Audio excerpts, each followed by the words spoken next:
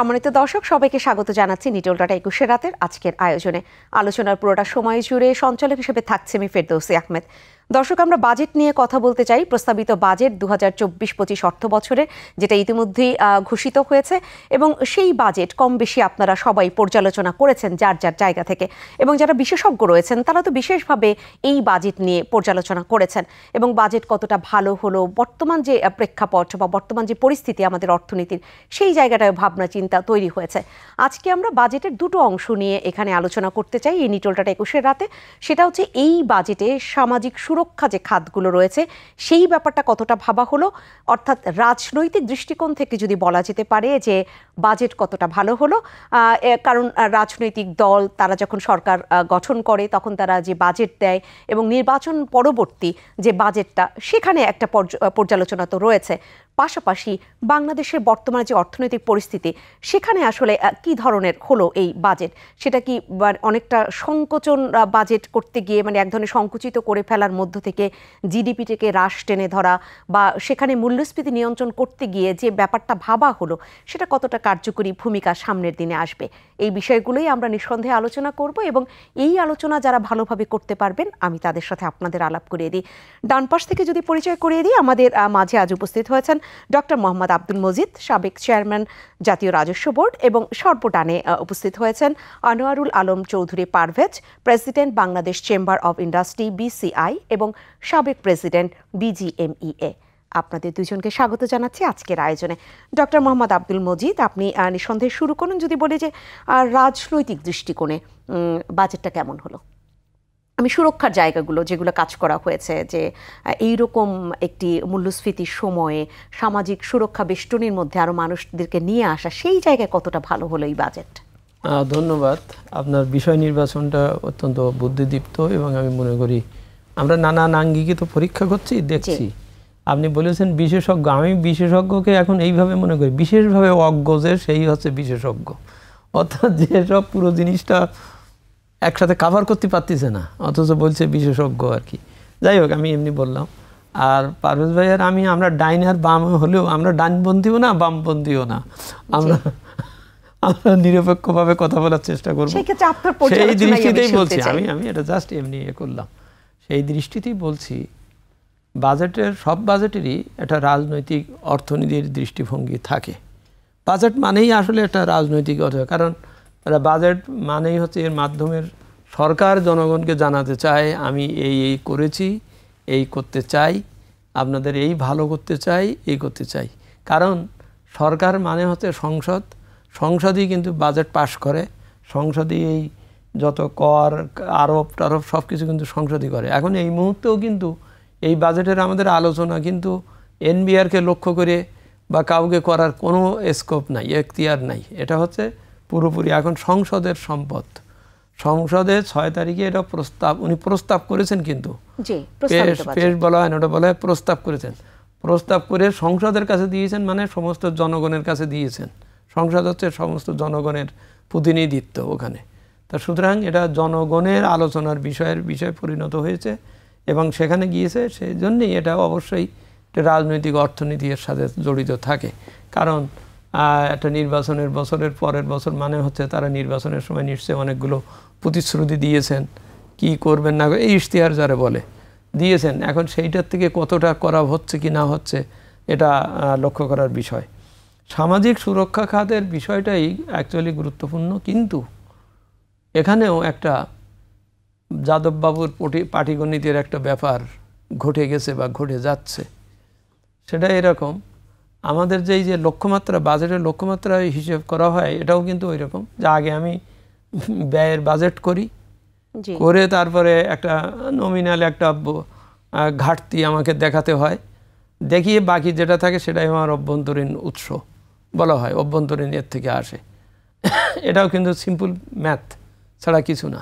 কারণ নিচের ও লোক এই NBR বা কর, রাজস্ব বোর্ড বহির্ভূত কর বা কর ব্যতীত প্রাপ্তি, এটা এখান থেকে বলা হয় না। এটা ওই উপরে যখন দিয়ে দেয় যে 5 টাকার থেকে তোমার 3 টাকা করতে হবে, ওই 3 টাকা নিয়ে এসে এখানে ভাগাভাগিটা করে আর কি। হ্যাঁ, এটাই এটাই এটাই হচ্ছে এখানে। আপনি যেখানে বলেন যে অঙ্ক হলে তো অঙ্কটা একটা মিলানোর চেষ্টা, ডেফিনেটলি থাকবে। সেটা কি আসলে তাহলে উপর থেকে মিলিয়ে দেওয়া হয় না? ধরলাম যে চাপিয়ে দেওয়া হচ্ছে নিচের দিকে, কিন্তু ওখানেও তো ম্যাথটা মিলবে, সেটা কি মিলানো হয়? হ্যাঁ, মিলানো হয় না। মিলানোর ব্যাপারেই সমস্যাটা হচ্ছে, যেমন টোটাল 5 লক্ষ কত হাজার কোটি টাকা হচ্ছে অভ্যন্তরীণ সম্পদ, ওই যে ইয়ের থেকে বাদ দিয়ে, মানে কর ব্যতীত, কর আয়, কয়ের আয়ের যেটা বের হচ্ছে সেটাকে আবার 3 জনের ভিতরে ভাগ করে দেওয়া হচ্ছে। একটা হচ্ছে জাতীয় রাজস্ব বোর্ড, আর একটা হচ্ছে জাতীয় রাজস্ব বোর্ড বহির্ভূত, আর একটা হচ্ছে কর ব্যতীত।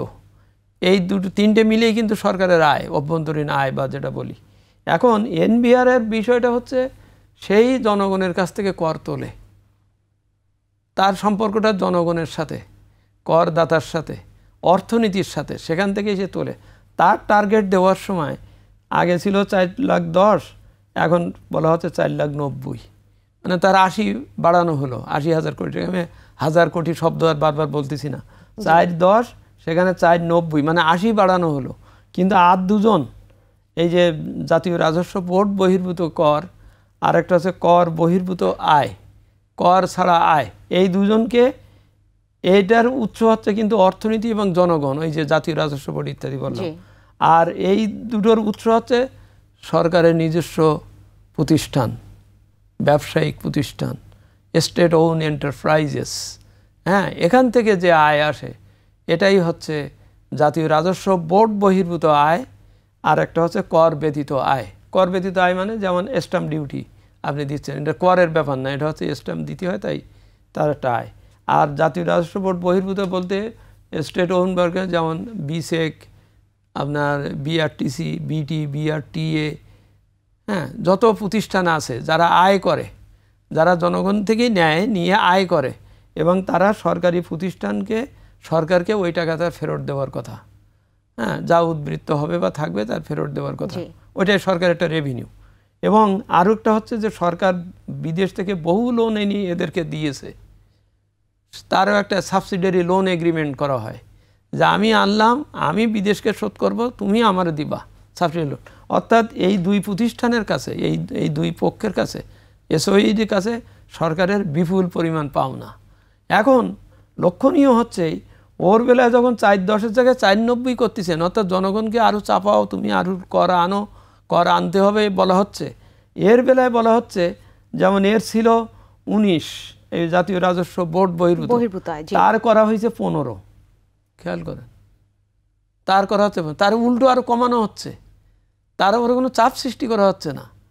তার কিন্তু টাকা পয়সা আছে, যে টাকা পয়সা যে আছে তার একটা বড় পরিমাণ, বছর 2 আগে সরকার একটা সার্কুলারই করেছিলেন আলাদা, যে তোমার যা টাকা আছে, তুমি টাকা সব ফিক্সড ডিপোজিট করে রাখছো, তোমার টাকা অনেক, তুমি আমার টাকা সরাসরি বাংলাদেশ ব্যাংকে জমা দাও।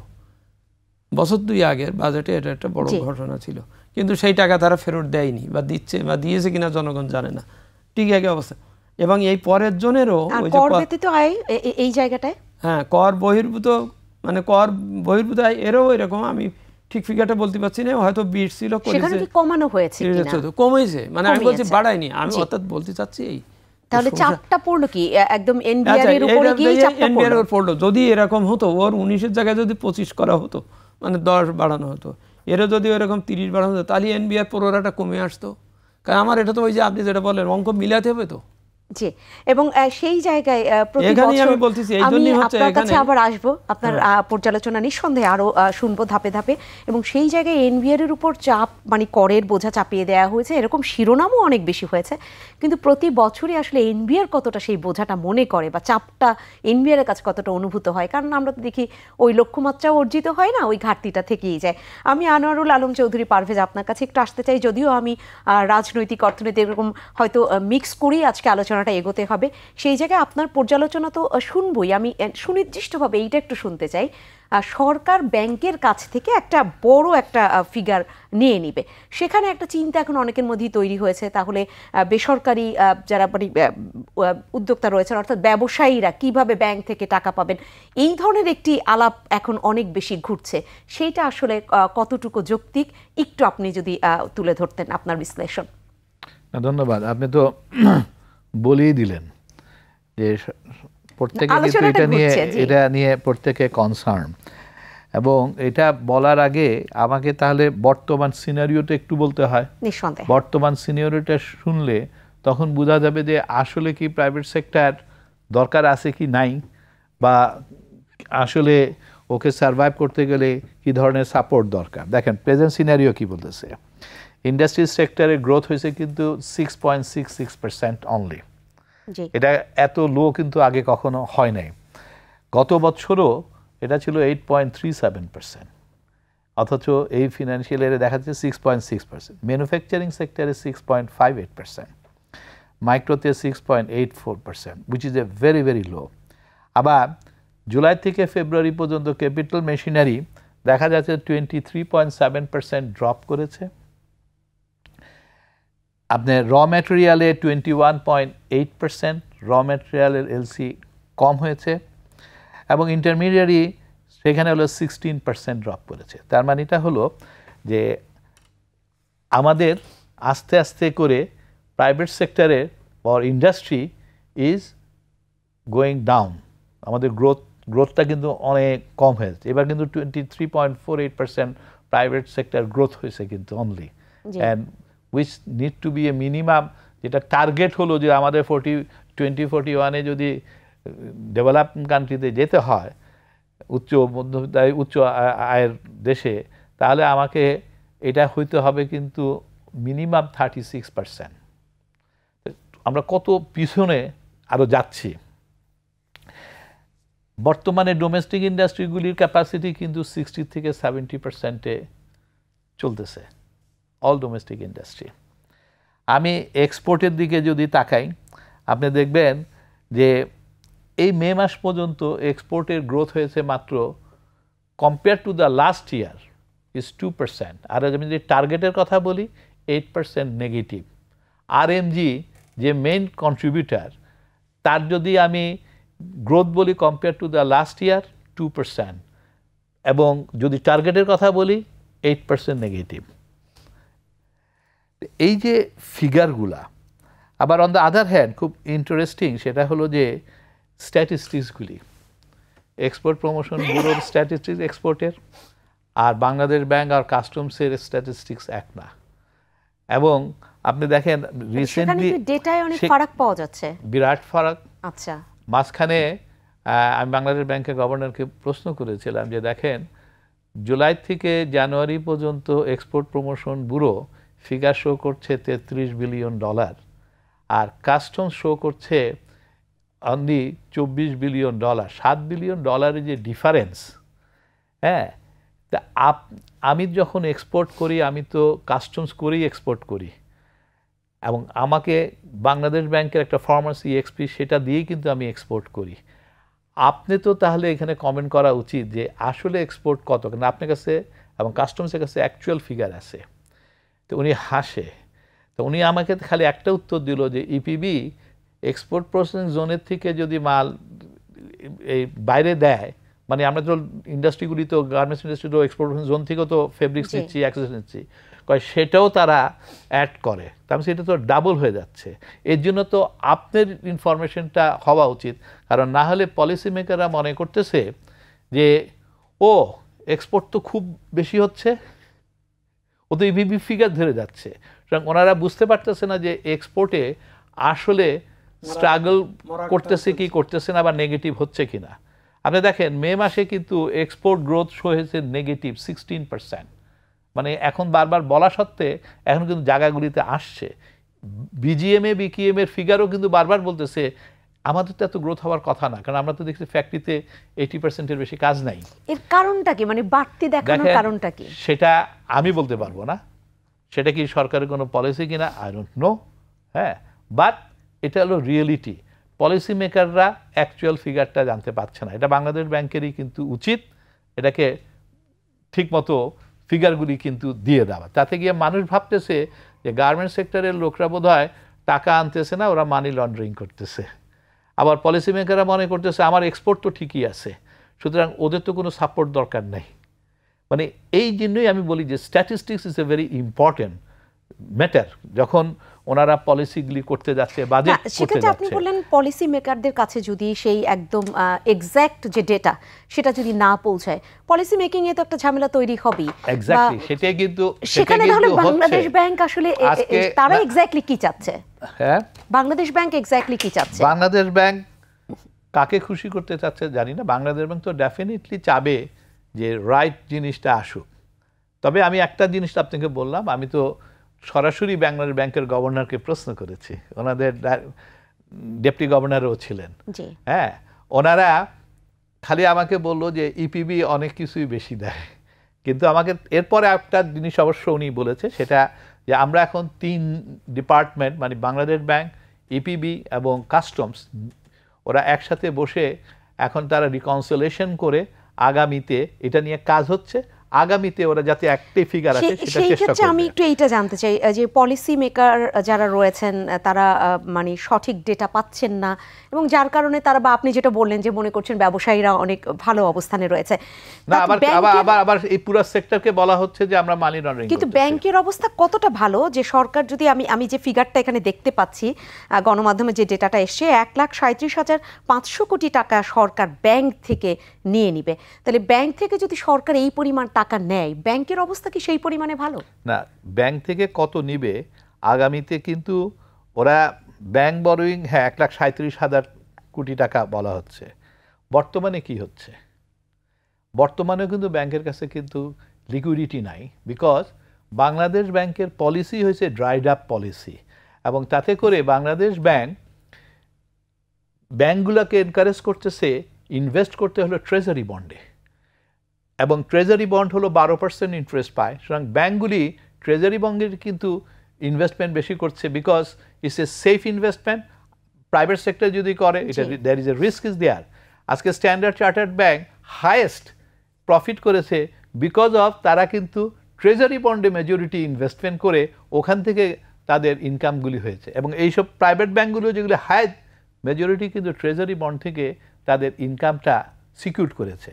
তো এমনি, এবং এটা বাংলাদেশ ব্যাংকের পলিসি নিয়েছে গত বছর যে আমরা ড্রাইড আপ পলিসিতে যাব ইনফ্লেশনকে কন্ট্রোল করতে। সো তাতে গিয়ে কি হয়েছে, ইন্ডাস্ট্রি কিন্তু আর সেই সাপোর্টটা পাচ্ছে না, তার লিকুইডিটি সে পাচ্ছে না। ইন্ডাস্ট্রি গ্রোথ, এই যে আমি আপনাকে পড়ে শোনালাম, গ্রোথ কিন্তু হয় নাই, গ্রোথ কিন্তু হচ্ছে না। এর সাথে সাথে কি আসছে দেখেন, প্রোডাকশনগুলি 60-70% চলে আসে ডোমেস্টিক। এর সাথে অ্যাড হলো কি, গ্যাস বিল গত বছর আপনারা দেখেছেন 254% বাড়ছে, এবং এভরি কোয়ার্টারলি গ্যাস বিল বাড়বে, কিন্তু গ্যাস সাপ্লাই কিন্তু দেওয়া হচ্ছে না, সাপ্লাই কিন্তু মেজরিটি পাচ্ছে না। গত 2-3 সপ্তাহ ধরে পুরা গাজীপুর বেল্ট বলেন আর ইয়াদিকে বলেন, ইন্ডাস্ট্রিতে কিন্তু কেউ চালাতে পারছে না। আরইবি বলেন, গভর্নমেন্ট পাওয়ার বলেন, অসম্ভব রকম ইন্টারাপশন হচ্ছে। কিন্তু ইন্ডাস্ট্রিগুলি খালি প্রোডাকশন না প্লাস ওয়েস্টেজও তাদের প্রচন্ড হচ্ছে, কিন্তু প্রোডাকশনও সেই পরিমাণে হচ্ছে না, সাপ্লাইটা ওই পরিমাণে পাওয়া যাচ্ছে না। সো আলটিমেটলি যখন ইনফ্লেশন হাই হয়, তখন সরকারদের সবসময় একটার দিকে অ্যাড্রেস করতে হয়, সেটা হলো যে কিভাবে তার এমপ্লয়মেন্টকে ধরে রাখবে, কিভাবে এক্সিস্টিং ইন্ডাস্ট্রিগুলি সারভাইভ করবে এবং ওদের যাতে সারভাইভ করে। আজকে এই অল্প গত কয়েক মাসে 8-10 মাসের মধ্যে আপনার বেকারত্ব কিন্তু বেড়ে গেছে 24,70,000 থেকে 25,90,000, 1,20,000 বেড়ে গেছে। আমি আপনাকে এখানে থামাতে চাচ্ছি, কারণ এই জায়গাটা থেকে পরবর্তীতে আপনার কাছে এসে আমি একটু বিস্তারিত শুনতে চাচ্ছি, কারণ কর্মসংস্থান, এই কর্মসংস্থানের জায়গাটা আসলে কতটা ভাবা হলো, এবং মূল্যস্ফীতির যে ব্যাপারটা বলা হলো যে নিয়ন্ত্রণ, সুনির্দিষ্ট কোনো দিক নির্দেশনা আপনি খুঁজে পেয়েছেন কিনা সেটাও আপনার কাছে শুনবো। একটু ডক্টর মোহাম্মদ আব্দুল মজিদ, আপনাকে আমি শুনতে চাই, এক্ষেত্রেও রাজনৈতিক যে দৃষ্টিকোণ যেটা আমরা বলি, সেখানে যদি বলা হয় ইশতেহারে ছিল, নির্বাচনী ইশতেহারে কর্মসংস্থানের উপর খুব বেশি গুরুত্ব দেওয়া হয়েছিল, কিন্তু আপনার কি মনে হয় যে এই বাজেটে সেই রকম দিক নির্দেশনা যে কর্মসংস্থান কি হবে না হবে গুরুত্ব, অনেকে বলছে যে কোনো গুরুত্বই দেওয়া হয়নি। হ্যাঁ, ইভেন সংকট মোচনে যে উদ্ভাবনী বা সাহসী যে পদক্ষেপগুলো নেওয়ার উচিত ছিল অনেকে ভাবছেন সেগুলো নেওয়া হয়নি, আপনি একইভাবে মনে করছেন কিনা? না, এটা ঠিকই, কারণ ওই যে আমরা সামাজিক সুরক্ষার ব্যাপারটা নিয়ে যে আলোচনাটা করছিলাম, ওখানেই দেখা যাচ্ছে সামাজিক সুরক্ষা দেওয়া মানে হচ্ছে দুস্থ বা অসুস্থ বা বয়স্ক লোকেদেরকে আমি একটা দিয়ে তাকে আপাতত বাঁচিয়ে রাখার একটা ব্যাপার। সেখানে এটা হওয়া উচিত ছিল যে একটা দুস্থ লোকের আমি জীবনভর শুধু সাহায্য দিয়ে দুস্থই রাখলাম, কারণ আমি তো টাকার পরিমাণ বাড়াতে পারতেছি না, আর ওইটা দিয়ে ওনার কিছু হচ্ছে না, আর ওটার বন্টন নিয়ে তো সমস্যা আছেই, সেটা যাক গেল। কিন্তু যদি এরকম করতে পারতাম যে ঠিক আছে তোমার 50% আমি তোমার পয়সা দিচ্ছি, বাকি 50% আমি কর্মসৃজন করে তোমার ফ্যামিলির একটা লোকেরে বা বাচ্চারে বা যেই হোক আমি তার জন্য কাজের সুযোগ সৃষ্টি করছি, তাহলে হতো কি ওনার ওই স্বাবলম্বী হতে পারত এবং কর্মসৃজন হতো। এই সামাজিক সুরক্ষা খাত দিয়ে কিন্তু ইজিলি ওইদিকে যাওয়া যেত, কিন্তু সেটা যাওয়ার কোনো লক্ষণ নাই। আর তার চেয়ে বড় যে পয়েন্ট হচ্ছে সামাজিক সুরক্ষা খাতে, ওই যে উনি ফিগারের কথা বলতেছিলেন, সামাজিক সুরক্ষা খাতে যে বাজেট দেখানো হচ্ছে তার সিংহভাগ হচ্ছে pension, which is a very unproductive একটা বিষয়। হ্যাঁ, পেনশনের ফিগারটা নিয়ে ওখানে ফিগারটা যোগ করে দিয়ে বলছে এই দেখেন আমি এত সামাজিক সুরক্ষা করছি। সরকারি কর্মকর্তাদের পেনশন দেওয়াটা ভাতা থেকে বাদ দিয়ে পেনশনের ফিগারটাই বড়, আপনি সেটা বলতে চাচ্ছেন? হ্যাঁ, মানে ওর ভিতরে pension figure is also included, দিয়ে বলছে যে আমি সামাজিক সুরক্ষা করছি। অর্থাৎ সকল যারা কর্মচারী বা কর্মকর্তা বা এই যে এখন জেনারেল একটা কি সর্বজনীন পেনশন করা হয়েছে, অর্থাৎ এই লোকেদের তাদের অর্জন তারা তাদের জমার থেকেই তারা এইটা পাবে, এটা হবে, এইটাকে আমি তার সামাজিক সুরক্ষা বলে বলতে যাচ্ছি। আপনাকে আমি এখানেই থামাচ্ছি, আমি বিরতি নিয়ে এসে আপনাকে এই জায়গাটা থেকেই শুনবো। সম্মানিত দর্শক, নিটোলটাটা 21-এর রাতে সময় হয়েছে একটা ছোট্ট বিরতির। আমরা অল্প সময়ের মধ্যেই ফিরে আসবো, নিঃসন্দেহে এই আলোচনার সাথেই থাকবেন।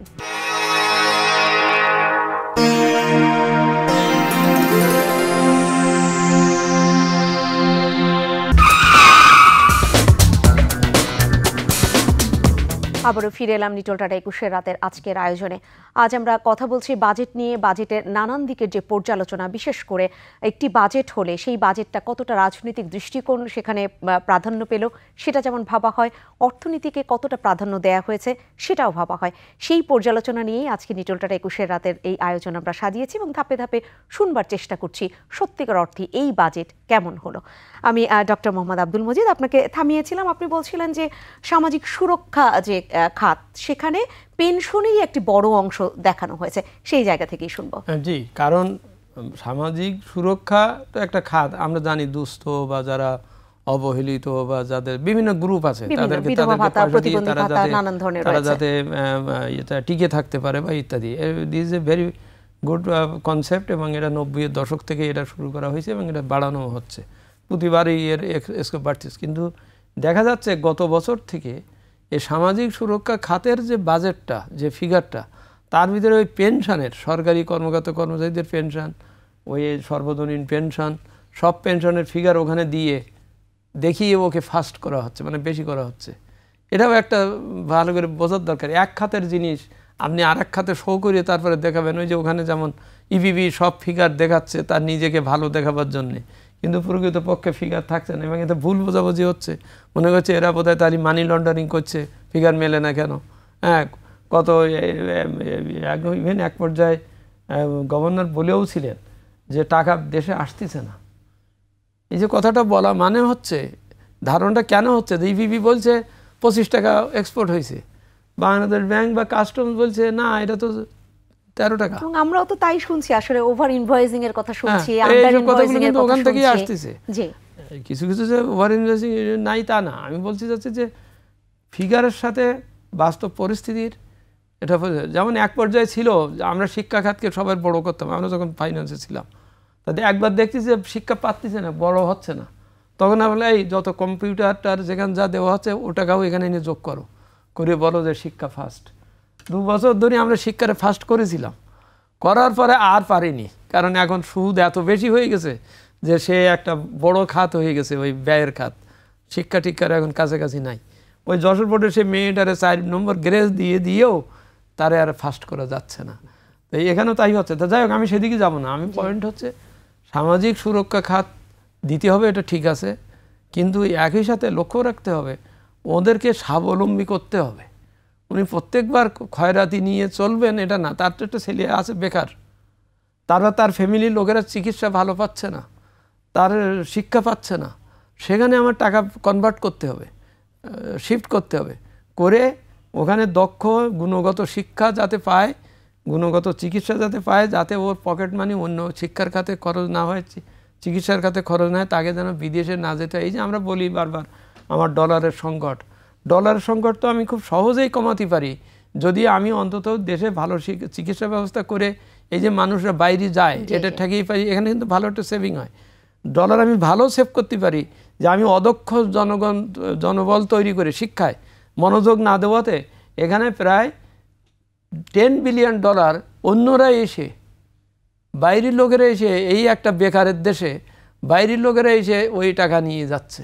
সেটা তো নিয়ে যাচ্ছে, না এই টাকাটা আমি সেভ করতে পারতাম না, সেই জায়গায় আমি যদি গুণগত শিক্ষা দিয়ে দক্ষ জনবল তৈরি করতে পারতাম। সেখানে আমি একটু জানতে চাচ্ছি আপনার কাছে যে আমাদের এবারের বাজেটে আপনার দৃষ্টিতে কতটা পড়লো যে সেই যে স্কিল ডেভেলপমেন্ট এই কাজগুলো করবার জন্য আপনি যেটা বলছেন যে আমি অন্যকে টাকা দিব না, আমার দেশের সন্তানরাই যদি দক্ষ হয়ে ওঠে সেই তো এই কাজটা করতে পারবে, তাহলে ডলারের সংকটও কমে আসবে। সেখানে কি মনে হচ্ছে অনেক বেশি বরাদ্দ রাখা হয়েছে? না, এখানে বাজেট তো একটা বছরের, জি, আর আমি যেসব কর্মসূচির কথা বলছি, দক্ষ জনবল গড়ে তোলা, ভালো স্বাস্থ্য চিকিৎসা ব্যবস্থা গড়ে তোলা, এটা তো একটা মধ্যমেয়াদী বা দীর্ঘমেয়াদী পরিকল্পনা। কিন্তু হ্যাঁ, না আমি কিন্তু বলছি আমার এখন বলার বাধ্য হতে হবে যাই এবার ফিরাও মরে 53 বছর বয়স আমার দেশের, আমি এখনো এই কাজটাকে শুরু করতে পারলাম না, এই যে দক্ষ জনবল তৈরি করা, এই ভালো স্বাস্থ্য ব্যবস্থা গড়ে তোলা। সেই জন্য বলছি যে there must be a stop of further degeneration. আমার এখানেই এমন একটা দৃষ্টিভঙ্গিতে বাজেটে তো একটা দর্শন দিয়ে থাকেন, দর্শনে এইটা দিতে হবে যে আমাদের সামনের 5 বছর 6 বছর 8 বছর আমরা গুণগত মান শিক্ষা নিশ্চিত করব, শিক্ষকদের কাজ বুঝে নেব, শিক্ষার ব্যবস্থাটা করব যাতে আমার দক্ষ জনবল বেরিয়ে আসে, আর আমি স্বাস্থ্যের ব্যাপারে নেব। আমি আপনাকে পরবর্তীতে আবারো শুনবো, কিন্তু সেই ধরনের কোনো ঘোষণা এখানে নাই। জানতে চাই আপনি কি বাজেট বক্তৃতায় ওরকম কোনো আভাস পেয়েছেন? না আপনি পাননি। আমি আনোয়ারুল আলম চৌধুরী পারভেজ আপনার কাছে একটু শুনতে চাই, টেকসই উন্নয়ন পরিক্রমায় স্মার্ট বাংলাদেশের যে স্বপ্নযাত্রা, এই যে শিরোনামে এবারের বাজেটটা হলো, এই শিরোনামের প্রতিফলন বাজেটে আপনি কতটা পাচ্ছেন? এটা আসলে প্রতিফলন কেমনে হয় এটা আমি ঠিক জানি না। এর আগে আপনাকে আমি প্রশ্ন করেও রেখেছিলাম যে দিক নির্দেশনা পাচ্ছেন কিনা সুনির্দিষ্ট। প্রথম কথাটা হলো যে বাজেটটা আসলে যদি আমি বলি compare to the last year, এটা অনেক প্র্যাকটিক্যাল করার চেষ্টা করা হয়েছে, কারণ গ্রোথটা কিন্তু ওইভাবে দেখানো হয় না, অনলি 4% দেখানো হচ্ছে। কিন্তু যেই জিনিসগুলি সবচেয়ে ইম্পর্টেন্ট দিক নির্দেশনার কথাটা আপনি বললেন, সেখানে যেমন ধরেন আমি ওনাদের টার্গেটটা কি ইনফ্লেশনটাকে কন্ট্রোল করা। ইনফ্লেশন এখন কিন্তু 10%-এর মধ্যে চলছে, এটা যাতে কোনোভাবে 6.5-এ আসে। হ্যাঁ, জিডিপির কথা বলা হচ্ছে 6.75, বাট আমি মনে করি যে GDP is not a important factor এখন, কারণ এটা বাংলাদেশের অবস্থা যে খালি বাংলাদেশের কারণে হয়েছে না, এটা গ্লোবাল সিনারিওই কিন্তু আমরা ইকোনমিক ক্রাইসিসে চলছি, এবং গ্লোবাল কোনোখানেই কিন্তু খুব একটা যে ভালো অবস্থায় সবাই আছে তা না, বাট অন্তত ইনফ্লেশনটা অনেক ক্ষেত্রে কিন্তু কন্ট্রোলে সবারই কিন্তু চলে আসছে। আমরা সেই জায়গাটা পারি নাই এখন পর্যন্ত। সেটা আমাদের নিজস্ব ইন্টারনাল হয়তো হতে পারে, ফুড আমাদের কৃষি ভালো হয়েছে কিন্তু কৃষকে পয়সা পাচ্ছে না, এটার দামটা বাইরে এসে মধ্যভোগী যারা আছে, তারাই মধ্যস্বত্ব যারা, এরাই কিন্তু খেয়ে নিয়ে যাচ্ছে। ওই জায়গাটা আমরা অ্যাটেনশন দিতে পারি নাই বা পারছি না বা কন্ট্রোল করতে পারছি না, ওইটাই কিন্তু আসলে আমাদের ক্ষতিগ্রস্ত করে দিয়েছে। এখন তাতে কি হচ্ছে যে আমাদের যে ইনকাম, সেই ইনকামের মধ্যে কিন্তু আমাকে চিন্তা করতে হবে এবং চলতে হবে। আমি যে জিনিসটা বলার চেষ্টা করছি সেটা হলো যে সরকারের এই মুহূর্তে সবচেয়ে ইম্পর্টেন্ট হলো যে এডিবি বাজেট যেটা আছে সেটা কিন্তু কমানো আমি পক্ষপাতী না, কারণ সেটার সাথে কিন্তু আমার এটাও নির্ভর করে এমপ্লয়মেন্ট। আমি কিন্তু এমপ্লয়মেন্টগুলোকে ধরে রাখতে চাই, বাট এডিবিতে ডেফিনেটলি স্ট্রং মনিটরিং দরকার আছে এবং ইমপ্লিমেন্টেশনটা যে রাইটলি হয়, এই জায়গাটা আমি মনে করি দরকার আছে। সরকারের যে ব্যয়গুলি আছে সেখানে আমি মনে করি যে আমাদের একটু অ্যাটেনশন দেওয়া উচিত, সেখানে কমানোর চেষ্টা করা উচিত, এবং সেটা যদি আমরা কমাইতে পারি তাহলে দেখা যাবে যে ডেফিসিটের অংশে দেখা যাবে যে ব্যাংকের থেকে যে বড় সেটা কিন্তু অনেকাংশে কমানো সম্ভব হবে। এই জায়গাগুলো আমাদের এখন অ্যাড্রেস করা উচিত এবং ফরেন লোন রাদার পার্সু করা উচিত যে ওখান থেকে ডেফিসিট বাজেট ওখান থেকেও কিছু কীভাবে নেওয়া যায় যাতে করে ব্যাংকগুলির থেকে সরকারের বড়টা একটু কম হয় এবং সেই ক্ষেত্রে এই প্রাইভেট সেক্টর ইন্ডাস্ট্রিগুলি কিন্তু তখন এই ফান্ড ক্রাইসিসের মধ্যে কম পড়বে এবং ইন্ডাস্ট্রিগুলি বড় মাঝারি সবগুলি ইন্ডাস্ট্রি তখন কিন্তু সারভাইভ করতে পারবে। কারণ এই বছর এবং পরের বছর আমি মনে করি গ্রোথ আমাদের হবে না, গ্রোথ নিয়ে আমাদের চিন্তা করার দরকার নেই, বাট অন্তত যেটা আছে সেটা যাতে অন্তত সারভাইভ করে এবং সেটা যাতে ধরে রাখা যায় এই অ্যাটেনশনটা আমাদের এখন দেওয়াটা যে একটি বক্তব্য দিলেন যে বেসরকারি খাতের দরকার আছে কিনা এরকম যে একটা উচ্চারণ আপনি করলেন, সেইটা আসলে কোন আশঙ্কা থেকে বললেন? না কারণ মানে কি তাহলে কি গুরুত্ব কম দেয়া হচ্ছে এরকম ব্যাপারটা? আমি মনে করি কোনো ডাইরেকশন নাই, কারণ আপনি ব্যাংকের থেকে সব নিয়ে নেবেন, আপনি আবার ব্যাংকের ইন্টারেস্টও আপনি বাড়ায় দিবেন, আপনি গ্যাস সাপ্লাই দিতে পারবেন না, আপনি সেটাও আমাকে এনশিওর করবেন না, তাহলে দেন হোয়াট? আপনার এক্সপোর্ট কিভাবে বাড়বে? হ্যাঁ, আপনার এক্সপোর্ট আসলে তো আপনার এক্সপোর্ট কিন্তু বাড়ে নাই। আপনি দেন হোয়াট যেখানে বললেন সেখানে আমি যদি প্রশ্ন রাখি তাহলে অর্থনীতির যে আমরা বলছি যে চাকা সচল রাখা বা সেই অর্থনীতির নৌকা খুব জোরে সোরে পাল তুলে একদম এগিয়ে যাওয়া, সেটা কি বেসরকারি খাতকে অবহেলা করে সম্ভব হবে? শুনেন, অবহেলা করে কখনোই সম্ভব হবে না, বাট একটা জিনিস মনে রাখতে হবে, আমি কিন্তু যেটা বলার চেষ্টা করছি আমার গ্রোথ হবে না, আমার ওই সেন্সে কিন্তু, এবং এটা এক্সপেক্ট করাও ঠিক হবে না, কারণ overall situation as such global বলেন, কারণ আপনি আজকে বাইরেও যদি বলেন export is a very big tough হয়ে গেছে, কারণ ওদেরও সেলস ড্রপ করেছে। ইটস না যে বাংলাদেশে আমরা ড্রপ করছি বিকজ অফ আমরা কম্পিটিটিভ না, ওদেরও কিন্তু ওদের ইম্পোর্ট ড্রপ করে গেছে। সো আমাদের এখানে একটা প্রেশারটা কিন্তু আছে, আমাদের প্রাইস প্রেশার আছে এখন এটা, এবং lead time is becoming a very important হয়ে গেছে, কারণ আমরা কিন্তু গার্মেন্টসের উপর ডিপেন্ডেন্ট হয়ে আছি, আমরা কিন্তু অন্যগুলি বাড়াইতে পারি নাই। আমার লেদার ইজ গন, লেদার কিন্তু আমি ওইভাবে বাড়াইতে পারবো না, কারণ আমি গত 5-7 বছর যখনই এই ইটিপিটা আমরা ইয়াতে সাবার এটা কি জানি বলে সাবারই তো নিয়ে চলে গেলাম, এই ইটিপি আর ফাংশন করে নাই, বাংলাদেশের কিন্তু রেপুটেশন খারাপ হয়ে গেছে, যে কারণে আমাদের লেদার গুডস কিন্তু ওইভাবে হয় নাই।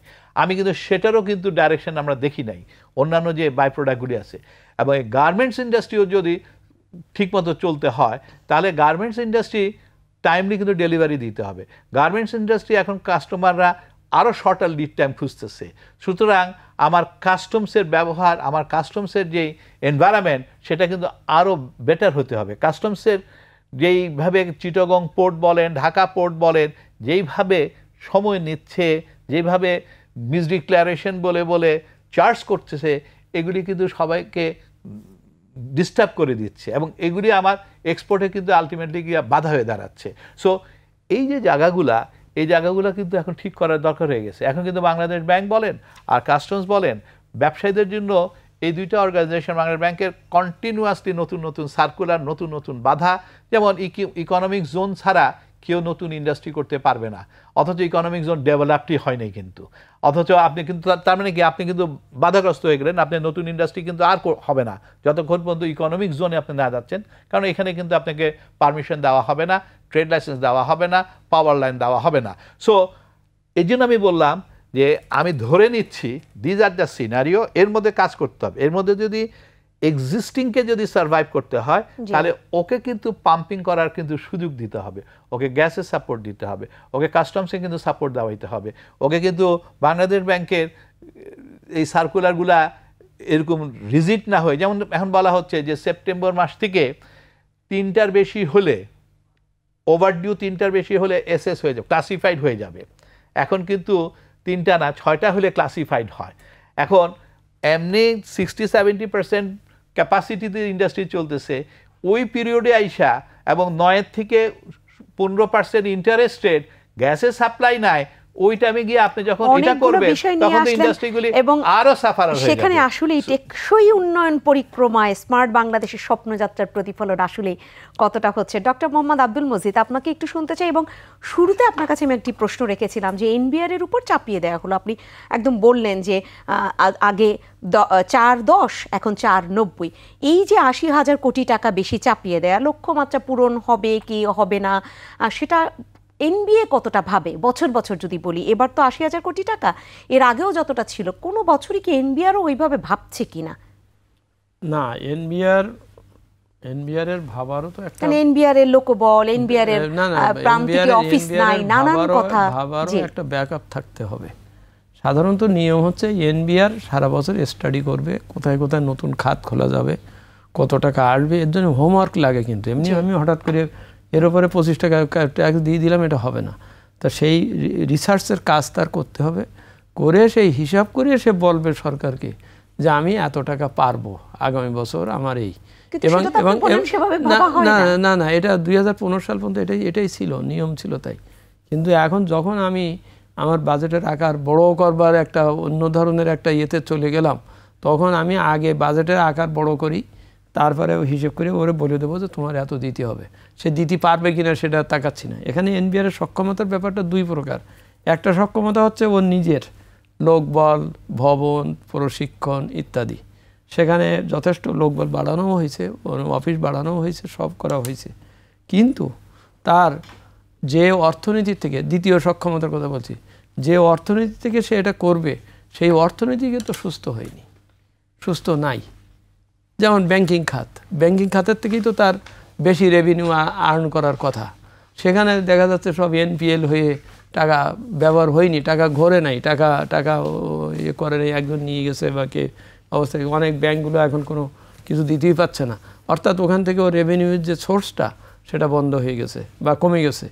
তারপরে পুঁজিবাজার থেকে অন্যান্য জায়গাতে, যেমনি ইন্ডাস্ট্রির কথা বললেন, এই ইন্ডাস্ট্রি যদি গ্রোথটা যদি ঠিক থাকতো, এ তো নেগেটিভ হয়ে গেছে সব অনেকটা ক্ষেত্রে।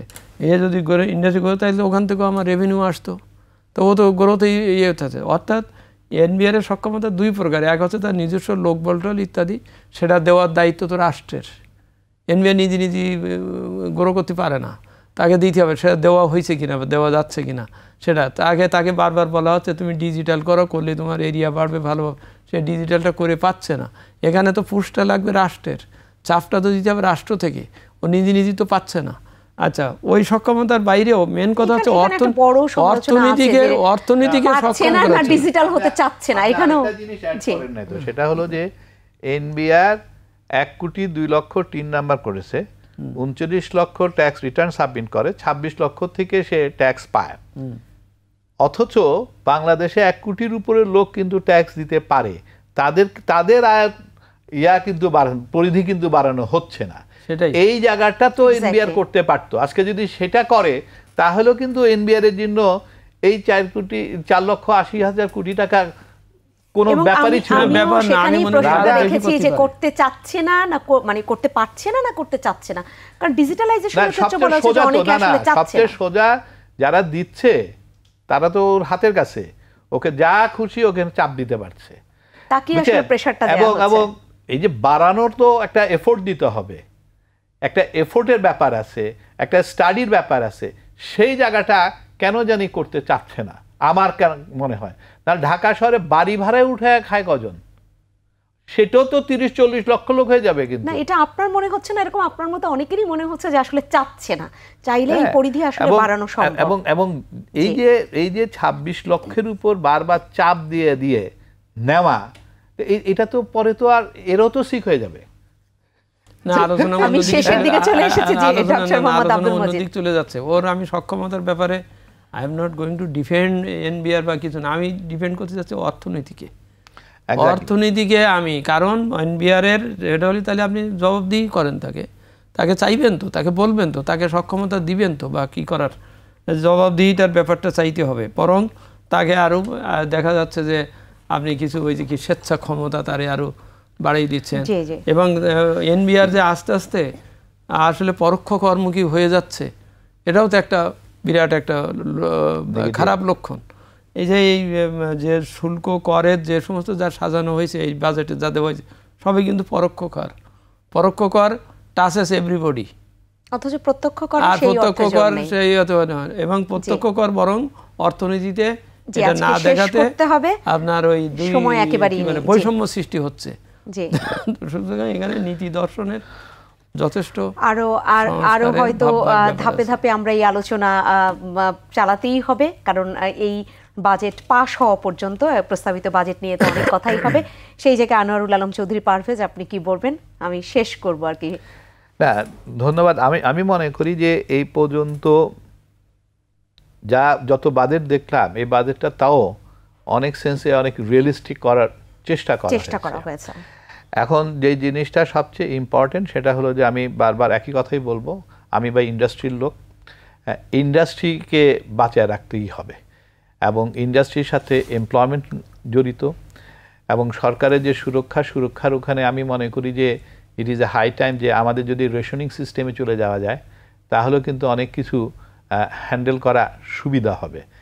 হ্যাঁ, কারণ না হলে দেখা যাবে যে মানুষ আসলে ইন্ডাস্ট্রিগুলির উপরেও আরও অনেক বড় চাপ সৃষ্টি হয়ে যাবে, কারণ ওদেরকে তো চলতে হবে, ওয়ার্কার ছেলেমেয়েদেরকে। এবং সাথে সাথে আমি মনে করি যে বাংলাদেশ ব্যাংক, এনবিআর ওদেরকে ইন্ডাস্ট্রির সাথে মোর ফ্রেন্ডলি অ্যাটমসফিয়ারে কিন্তু আসতে হবে। আর যেহেতু ইট ইজ এ টেম্পোরারি ক্রাইসিস এই বছর এবং next year is a tough for all of us, সেহেতু আমি মনে করি যে আমাদের মধ্যে এমন একটা এনভায়রনমেন্ট থাকা উচিত যেখানে পিপুল ফিল লাইক কনফিডেন্ট যে okay this is a crisis period, so everybody will compromise হ্যাঁ আমাদের যার অবস্থান থেকে, সো দ্যাট আমরা 1-2 বছরের মধ্যে যখন আমরা আবার সুস্থ একটা জায়গায় আসবো, দেন we can have a সেই জায়গাটাই বোধহয় সুনির্দিষ্ট যে দিক নির্দেশনা সেটা অনেক বেশি জরুরি।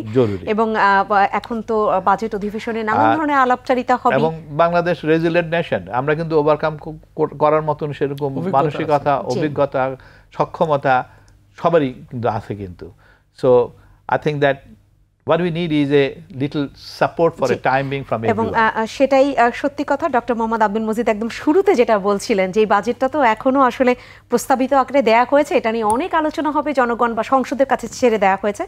সেখানে হয়তো আমরা ধরেই নিচ্ছি যেই বিষয়গুলো আরেকটু প্রাধান্য পাওয়া দরকার এই বাজেট অধিবেশনে সেগুলো আলোচিত হবে এবং সেগুলো হয়তো একদম বাজেট পাশ হওয়ার আগে গুরুত্ব পাবে। অসংখ্য ধন্যবাদ জানাচ্ছি আনোয়ারুল আলম চৌধুরী পারভেজ আপনাকে এবং ডক্টর মোহাম্মদ আব্দুল মজিদ আপনাকে অসংখ্য ধন্যবাদ। সম্মানিত দর্শক, আপনারা যারা ছিলেন আমাদের সাথে আজকের আলোচনায় আপনাদেরকে অসংখ্য ধন্যবাদ জানাচ্ছি। বাজেট যেটা প্রস্তাবিত আকারে আমরা পেলাম সেটার আসলেই ধাপে ধাপে অনেক আলোচনা পর্যালোচনা হবে এবং সেই জায়গাটা সমালোচনাও হবে সংসদে এবং নানাবিধ আলোচনার ভিড়ে সত্যিকার অর্থেই যেটা অনেক বেশি গুরুত্ব পাওয়া দরকার সেটাই যেন পাশ হবার আগে গুরুত্ব পায় এবং যেটা এখান থেকে বের হয়ে আসা দরকার বা আরেকটু ভাবা দরকার সেটাও অনেক বেশি ভাবনার মধ্যে চলে আসবে। কারণ আমরা যে বাজেট পেয়েছি 7,97,000 কোটি টাকার বাজেট, এই বাজেট কার্যত এবং বলতে হবে যে শুধু পাওয়া না, এটা যেন বাস্তবায়িত হয় সঠিকভাবে, সেটাই আমরা দেখতে চাই 2024-25 অর্থ বছরে। এবং সেই প্রত্যাশা রেখে আজকের এই আয়োজন শেষ করছি। সবাই ভালো থাকবেন। শুভরাত্রি।